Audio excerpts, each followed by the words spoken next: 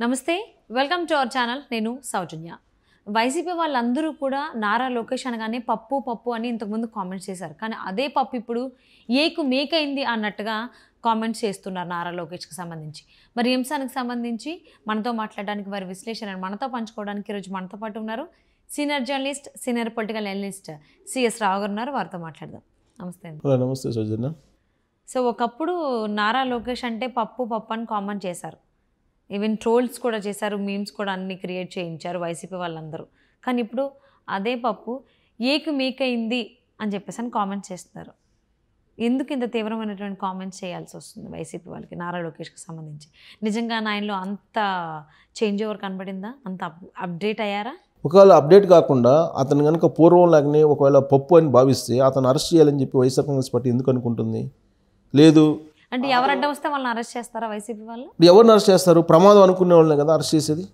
రాజకీయంగా రాజకీయ పార్టీలు ఎప్పుడైనా సరే రాజకీయ నాయకుడు ఇతను ప్రమాదం రాబోయేటువంటి రోజుల్లో అనుకుంటేనే కదా అతని మీద కాన్సన్ట్రేషన్ చేసేది అరెస్ట్ చేస్తాము అని చెప్పి లోకేష్ గురించి చెప్తున్నారంటే లోకేష్ అంటే వాళ్ళకి ఒక రకమైనటువంటి ఆందోళన అన్న ఉండాలి లేదా ఒక రకమైనటువంటి బలమైన నాయకుడు అనేటువంటి అభిప్రాయం అన్న ఉండాలి లేదంటే వదిలిపెట్టేస్తారు కదా వీళ్ళు ఏముంది పేరుంటేనే ఏమో ఎటు నుంచి ఏది వస్తుందా అని అనేది ఒక అభిప్రాయం ఉంటేనే చేస్తారు ఫస్ట్లో ఇతను పప్పు అని చెప్పి అందరూ గేల్ చేసి యోగాలను అసలు పట్టించుకునే అవసరం లేదు యోగాలను చేసిన ఒకటే చేయకపోయినా ఒకటే అతను యోగాలను చేస్తే వచ్చే ఓట్లు కూడా రావు ఇలాంటి కామెంట్లు చేశారు ఇలాంటి వచ్చే ఓట్లు కూడా పోతాయి తెలుగుదేశం పార్టీకి ఉన్న ఓటు బ్యాంక్ కూడా పోతుంది అతను యోగాలను చేస్తే అని చెప్పి ఇలాంటి కామెంట్లు అన్నీ కూడా చేయడం జరిగింది సో ఇప్పుడు ఏం జరుగుతుంది లోకేష్ మీద ప్రత్యేకమైన నిఘాను పెట్టడం ఒక ప్రత్యేకమైనటువంటి ఒక నిఘా వ్యవస్థని లేదంటే ప్రైవేటు సైన్యాన్ని ఆయన మీద మోహరించడం ఇలాంటివన్నీ చేస్తున్నారు అంటే దాని అర్థం ఏంటి ఖచ్చితంగా అతనంటే ఏదో ఒక ఆందోళన మీలో ఉండబట్టే కదా లేకపోతే అలా చేసే అవకాశం లేదు కదా కేవలం వైఎస్ఆర్ కాంగ్రెస్ పార్టీ అంటే వైఎస్ఆర్ కాంగ్రెస్ పార్టీ కదా జనరల్గా ఒక వ్యక్తి మీద కాన్సన్ట్రేషన్ చేస్తున్నాం అంటే అతని మీద ప్రేమ అన్న ఉండాలి లేదా భయం అన్న ఉండాలి లేదా శత్రువుగా భావించాలి ఒకటి స్నేహితుడి మీద అయినా కాన్సన్ట్రేషన్ చేస్తారు రెండు శత్రువు మీద అయినా కాన్సన్ట్రేషన్ చేస్తారు సహజ సూత్రం అది అంతే కదా సో ఇప్పుడు లోకేష్ మీద కాన్సన్ట్రేషన్ చేస్తుంది వైఎస్ఆర్ కాంగ్రెస్ పార్టీ అంటే స్నేహితుడిగా భావించడానికి అవకాశం లేదు శత్రువుగానే భావిస్తుంది అంటే అర్థం ఏంటి బలమైనడనే కదా బలమైనడిగా భావించే ఆ విధంగా కాన్సన్ట్రేషన్ చేస్తుంది లోకేష్ని అరెస్ట్ చేయాలని చెప్పి అంటుంది ఇదంతా ఒక ఎత్తు అయితే అసలు ఢిల్లీలోకి పోయి లోకేష్ ఏం చేశారు ఢిల్లీలో 53 రోజుల పాటు చంద్రబాబు నాయుడు రిమాండ్లో ఉన్నప్పుడు ఏం చేశాడు అనేది కూడా తెలుసుకోలేని పరిస్థితుల్లో జగన్మోహన్ రెడ్డి ప్రభుత్వం జగన్మోహన్ రెడ్డి నిఘా వ్యవస్థ ఉంది సో ఇప్పుడు ప్రశాంత్ కిషోర్ని తీసుకొచ్చి స్పెషల్ ఫ్లైట్లో చంద్రబాబు నాయుడుతో కలిపాడనంటే లోకేష్ ఏ స్థాయిలో రాజకీయాలు నడుపుతూ ఉన్నారు అనేది అర్థమవుతుంది కదా ఢిల్లీలో లోకేష్ ఏం చేస్తున్నాడు అనేది బయటికి ఒకవేళ కనుక తెలుసుంటే ఈ పాటికి వైఎస్ఆర్ కాంగ్రెస్ పార్టీ వాళ్ళు ముందే బయటపెట్టిన వాళ్ళే అదే ఫాలో అయిన వాళ్ళు ముందే బయటపెట్టిన వాళ్ళు ప్రశాంత్ కిషోర్ తోటి మంత్రాలు సాగిస్తున్నారు ప్రశాంత్ కిషోర్ సహాయ సహకారాలు తీసుకోవడానికి ప్రయత్నం చేస్తున్నారు రేపో మాపో చంద్రబాబు నాయుడుని కలిసేటువంటి అవకాశం ఉంది ఇలాంటివి లీక్స్ ఇచ్చేవాళ్ళు వైఎస్ఆర్ కాంగ్రెస్ పార్టీ కానీ ఎవరికి అంతుపట్టిన విధంగా ప్రశాంత్ కిషోర్ గన్నవరం నుంచి నేరుగా ఉండవల్లి వెళ్ళి చంద్రబాబు నాయుడుతో భేటీ అయ్యారంటే ఒక స్పెషల్ ఫ్లైట్లో లోకేష్ ఫ్రెండ్ రాజేష్ వీళ్ళందరూ కలిసి ప్రశాంత్ కిషోర్ని తీసుకొచ్చి భేటీ కావడం అనేది ఇది ఒక సంచలనమైనటువంటి మలుపు రాజకీయాల్లో ఆంధ్రప్రదేశ్లో ప్రత్యేకించి సో దాన్ని భూమి బద్దలైపోద్దా వాళ్ళిద్దరు కలిస్తే ప్రశాంత్ కిషోర్ చంద్రబాబు నాయుడు కలిస్తే అనేటువంటి యాంగిల్లో ఇప్పుడు ప్రొజెక్ట్ చేస్తున్నారు అమ్మటి రాంబాబు ఏమంటున్నారు మెటీరియల్ లేనటువంటి ముఠా మేస్త్రి అంటున్నాడు ఎవరిని మెటీరియల్ బాగుంటే కదా మేస్త్రి ఏదైనా చేసేది మెటీరియలే బాగలేదని చెప్పి అంటున్నాడు లోకేష్ని అంటే వీళ్ళనంత వరకు ఒక చిన్న ఆయన గ్రాఫ్ని తగ్గించే ప్రయత్నం చేస్తున్నారు మాట్లాడుతున్నారు ఫస్ట్లోనేమో లైట్గా తీస్తున్నారు ఆ తర్వాత ఏమో ఆయన యోగాలను ప్రారంభించి యోగాలను ప్రజల్లోకి వెళ్తున్నటువంటి క్రమంలో అందరూ ఆయన మీద కామెంట్లు చేయడం లేదంటే ప్రెస్ మీట్లు పెట్టడం చేశారు ఆ తర్వాత ఆయన పాదయాత్రను అడ్డుకునేటువంటి ప్రయత్నం చేశారు ఆ తర్వాత పోలీసుల్ని మోహరించి పోలీసులతోటి ఆంక్షలు పెట్టించి ఆ పాదయాత్రను సక్రమంగా జరగకుండా చేశారు ఆ తర్వాత ఏం చేశారు వైఎస్ఆర్ కాంగ్రెస్ పార్టీ శ్రేణుల్ని రెచ్చగొట్టేసి వాళ్ళ చేత రాళ్ళు కోడిగుడ్లు టమాటాలు వేయించేటువంటి ప్రయత్నం చేశారు సో ఎన్ని ఇబ్బందులు పెట్టినా లోకేష్ అయితే 3000 కిలోమీటర్ల పైగా ఆయన పాదయాత్ర చేశారు కుప్పం నుంచి వైజాగ్ వరకు ఆయన పాదయాత్ర చేశారు విజయనగరంలో ఆయన విజయోత్సవ సభను జరిపారు ఇవన్నీ చూసిన తర్వాత లోకేష్ గురించి వైఎస్ఆర్ కాంగ్రెస్ పార్టీ ఏమనుకుంటుంది, నిజంగానే ఏకమేకయ్యారా అని చెప్పి వైఎస్ఆర్ కాంగ్రెస్ పార్టీ భావిస్తుందా అని అంటే అలాంటి పరిస్థితులు కనిపిస్తున్నాయి కదా. సో ఇప్పుడు లీడ్ చేయబోయేటువంటి నేత లోకేష్ అని చెప్పి పవనే చెప్తున్నాడు. రాబోయేటువంటి రోజుల్లో తెలుగుదేశం పార్టీకి నెక్స్ట్ నాయకత్వం ఏది అనే సందేహం ఉండేది, ఆ సందేహాన్ని నివృత్తి చేశాడు. ఇప్పుడు లోకేష్ అనేది ఆ విజయోత్సవ సభ వేదిక మీదనే పవన్ కళ్యాణ్ చెప్పాడు, don't judge the book by its cover అని చెప్పేసి నాకు కొటేషన్ ఉంటుంది. అది యాస్టేజ్ అప్లికబుల్ అవుతుందా లోకేష్ గారికి? అంతే. ఇప్పుడు లోకేష్ని చాలా తక్కువగా, అంటే రాజకీయాలకు పనికిరాడు, ఇప్పుడు ఉన్నటువంటి రాజకీయాల్లో అసలు నిమ్మలేడు, ప్లస్ మాస్ అట్రాక్షన్ అసలు ఉండదు అతనికి, మాస్ ఫాలోయింగ్ ఉండదు, ఇదంతా ఇలా ప్రాపగండా చేశారు. వైఎస్ఆర్ కాంగ్రెస్ పార్టీ వల్ల ప్రాపగండా చేశారు. ఆ ప్రాపగండా చేసి ఆయన్ని ఒక క్రేజ్లోకి తీసుకొచ్చారు. అనూహ్యంగా ఇప్పుడు ఒక ప్రత్యర్థిగా మారిపోయాడు.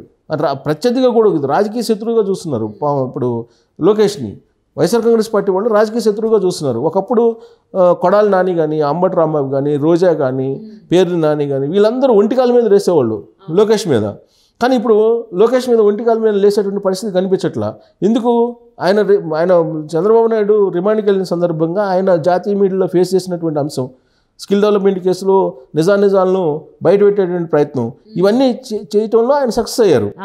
ఆ తర్వాత చంద్రబాబు నాయుడు బెయిల్ మీదకి రావడం, బెయిల్ మీద బయటకు రావడం, ఇవన్నీ జరిగిన తర్వాత అసలు మొత్తం ఢిల్లీతోటి ఏ విధంగా లాబింగ్ నడిపారు, ఎవరెవరితోటి మాట్లాడారు లోకేష్, అసలు ఏ విధంగా మొత్తం మానిటరింగ్ చేశారు, ఇవన్నీ కూడా వాళ్ళు కాన్సన్ట్రేషన్ చేయలే. ఎందుకంటే అంత లేదులే లోకేష్కి, అంత సీన్ లేదులే అనుకున్నారు. కానీ ఇప్పుడు సీన్ కట్ చేస్తే ఇప్పుడు మొత్తం లోకేష్ నడిపారు ఇదంతా. అసలు ప్రశాంత్ కిషోర్ని కూడా ఇటువైపు నడిపారు.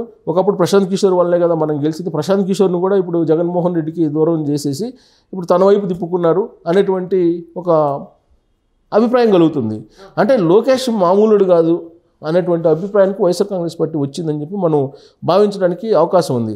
వాస్తవంగా లోకేష్ తెర వెనుక రాజకీయాలు నడిపాడు చాలా కాలం పాటు. 2009 నుంచి నాకు తెలిసినంత వరకు ఆయన తెర వెనుక తెలుగుదేశం పార్టీకి అండగా ఉన్నారు. 2009లో ఆ రోజునే ఆయన ప్రపంచ బ్యాంకు సంబంధించి ఆల్రెడీ ప్రపంచ బ్యాంకులో ఆయన వర్క్ చేశారు, ఎంప్లాయీగా ఉన్నారు. ఆయన ప్రపంచ బ్యాంకు సంబంధించి నగదు బదిలీ అనేటువంటి ఒక స్కీమ్ని పరిచయం చేసింది లోకేష్. అప్పుడు ఏం చేశారు, నగదు బదిలీ మీద అనేకమైనటువంటి ఆరోపణలు చేశారు.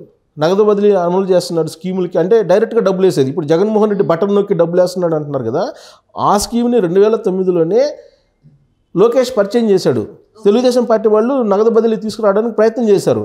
ఆ సందర్భంగా ఆ రోజు ఉన్నటువంటి కాంగ్రెస్ పార్టీ, అధికారంలో ఉన్నటువంటి కాంగ్రెస్ పార్టీ ఏం చేసిందనంటే, మీకు సబ్సిడీలు ఎగ్గొట్టడానికి చంద్రబాబు నాయుడు కుట్ర పడుతున్నాడు, నగదు బదిలీ అని చెప్పేసి ఆయన ఒక పెద్ద కుట్ర పడుతున్నారు, ఈ కుట్రలో మీరు మోసపోవద్దని చెప్పి ప్రచారం చేశారు. అందుకని చెప్పి ఆ స్కీమ్ని మళ్ళీ ఆ స్కీమ్ నుంచి వెనక్కి వచ్చింది తెలుగుదేశం పార్టీ. అప్పుడు టెక్నాలజీ కూడా ఇంత లేదు. ఇవాళ అందరికీ మొబైల్స్ ఉన్నాయి, ఆ రోజు అంత మొబైల్స్ కూడా అందరికీ లేవు. సో దాన్ని ఇంప్లిమెంట్ చేయటం అనేది అప్పట్లో కష్టంగా ఉంటుందని చెప్పే ఉద్దేశంతో వాళ్ళు ఆ స్కీమ్ని అలా పెట్టారు. సరే 2009 అయిపోయింది, 2014 రాష్ట్రం విడిపోయింది, పరిస్థితులు మారిపోయినాయి. 2014లో జరిగినటువంటి ఎలక్షన్ డిఫరెంట్, 2019లో జరిగినట్టు ఒక్క ఛాన్స్ అనేది పనిచేసింది. సో 2019లో అధికారంలోకి వచ్చిన తర్వాత ఏం చేశారు, నగదు బదిలీ 2009లో ఏదైతే లోకేష్ చెప్పారో దాన్నే ఇప్పుడు బటన్ నొక్కి ఆయన డబ్బులు వేస్తున్నారు. సో ఆ స్కీమ్ యాక్చువల్గా లోకేష్ అప్పుడే చెప్పారు, కదా ఇంప్లిమెంట్ కారణాలు ఏంటంటే ఇంప్లిమెంట్ కాకపోవడానికి ఆ రోజు ఉన్నటువంటి టెక్నాలజీ సపోర్ట్ చేయలేదు, ప్లస్ విపక్షాలు ఆ స్కీమ్ని అర్థం చేసుకోలేని పరిస్థితుల్లో నెగిటివ్ యాంగిల్లో ప్రజల్లోకి తీసుకెళ్లారు. అందుకే రీబ్యాక్ అయింది తెలుగుదేశం పార్టీ అప్పట్లో. సరే ఇప్పుడు ఆ తర్వాత లోకేష్ ఏం చేశాడు, 2009 నుంచి ఆయన కార్యకర్తల కన్వీనర్గా పనిచేస్తూ, కార్యకర్తల సంక్షేమానికి సంబంధించి దానికి పనిచేస్తూ కన్వీనర్గా ఆ కార్యకర్తలందరినీ ఈ స్కీమ్స్ పెడుతూ, బీమాలు, ఆరోగ్య స్కీమ్స్ పెడుతూ, హెల్త్ స్కీమ్స్ అన్నీ పెట్టుకుంటూ ఆయన ఒక అమెరికా సైన్యంలాగా 50 లక్షల పైగా కార్యకర్తలు సభ్యత్వం తెలుగుదేశం పార్టీ. అలా ఆ తర్వాత అంచెలంచెలుగా ఎదుగుతూ ఆయన తెలుగుదేశం పార్టీ ప్రధాన కార్యదర్శిగా వచ్చారు. ఆ తర్వాత మంత్రి అయ్యారు. మంత్రి అయిన తర్వాత సరే ఇప్పుడు ప్రభుత్వం పోయిన తర్వాత ఆయన ఇప్పుడు ప్రతిపక్షంలో ఆయన తెలుగుదేశం పార్టీ జాతీయ ప్రధాన కార్యదర్శిగా పోరాడుతూ ఉన్నారు. ఈ జర్నీలో ఎక్కడ కూడా లోకేష్ గురించి పెద్దగా పట్టించుకోవాలా వైఎస్ఆర్ కాంగ్రెస్ పార్టీ. అవును. సో ఫైనల్లీ ఏంటంటే వైఎస్ఆర్ కాంగ్రెస్ పార్టీ వాళ్ళకి కావచ్చు, జగన్మోహన్ రెడ్డి కావచ్చు, ఏవైతే అంచనాలు పెట్టుకున్నారో లోకేష్ మీద అవన్నీ కూడా తారుమారు. అవన్నీ మనం అనుకున్నది ఒకటి, అక్కడ జరుగుతున్నది ఒకటి అన్నట్టుగా క్లారిటీ వచ్చింది. సో ఫైనల్లీ బట్ దీన్ని బట్టి రాబోయేటువంటి ఎన్నికలకు సంబంధించి ఎలా వాళ్ళు ప్లాన్ చేసుకుంటారు ఏంటని మేము చూద్దామండి. And thank you so much for spending your valuable time with C S Rao గారు.